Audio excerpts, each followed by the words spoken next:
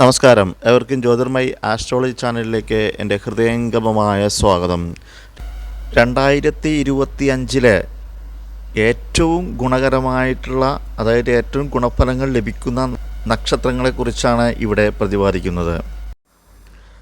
കാർത്തിക, രോഹിണി, മകീരം എന്നീ നക്ഷത്രങ്ങളിൽ ജനിച്ചവർക്ക് 2025 ഏറ്റവും ഗുണങ്ങൾ നിറഞ്ഞ നല്ല അനുഭവങ്ങൾ നിറഞ്ഞ ഒരു വർഷമായിരിക്കും ഉണ്ടാകുക.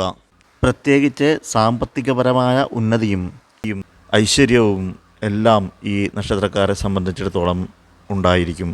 പല കാര്യങ്ങളും, നടക്കാത്ത കാര്യങ്ങളും ഈ വർഷം നടന്നിരിക്കും.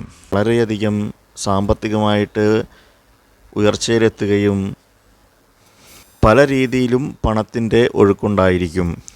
അതുപോലെ ജീവിതത്തിൽ പല സൗഭാഗ്യങ്ങളും ഇവരെ തേടിയെത്തും. തീർച്ചയായും ഗ്രഹങ്ങളുടെ അനുകൂല സാഹചര്യം കാരണം ധനഭാഗ്യം വന്നു ചേരും. എന്തെല്ലാമാണോ ആഗ്രഹിച്ചത് അതിനനുസൃതമായി പരമാവധി നേടിയെടുക്കുവാൻ കഴിയുന്ന വർഷക്കാലമാകുന്നു. ആയതിനാൽ നന്നായി അവസരം ഉപയോഗിക്കുക.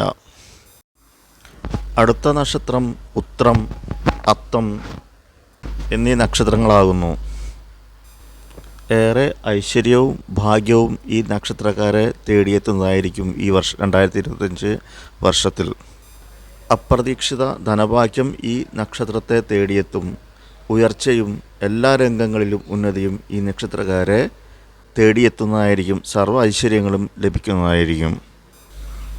അടുത്തത് ചിത്തിര, അവിട്ടം.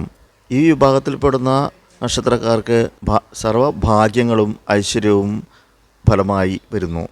ധനലാഭവും സാമ്പത്തിക ഉന്നതിയും ഇവരെ തേടിയെത്തും 2025. അടുത്തത് ചതയം, പുരോരുട്ടാതി. ഈ നക്ഷത്രക്കാരെ സംബന്ധിച്ചിടത്തോളം വളരെ ഗുണപ്രദവും ഉള്ള വർഷമാവുന്നു 2025. സാമ്പത്തിക ഉന്നതി, അതുപോലെ സർവ്വ ഐശ്വര്യങ്ങളും, ഇതുവരെ 5 വർഷമായി അനുഭവിച്ചു കൊണ്ടിരിക്കുന്ന എല്ലാ ദുരിതങ്ങളും മാറിക്കൊണ്ട് ഈ നക്ഷത്രക്കാരെ സംബന്ധിച്ചിടത്തോളം വളരെ ഉന്നതിയിൽ എത്തുവാൻ കഴിയുന്നതായിരിക്കും. ഗൃഹാന്തരീക്ഷം ശോഭനീയമായിരിക്കും. ദാമ്പത്യ സുഖം, സന്താന സുഖം എന്നീ അനുഭവങ്ങളും നന്നായി സിദ്ധിക്കുന്നതായിരിക്കും.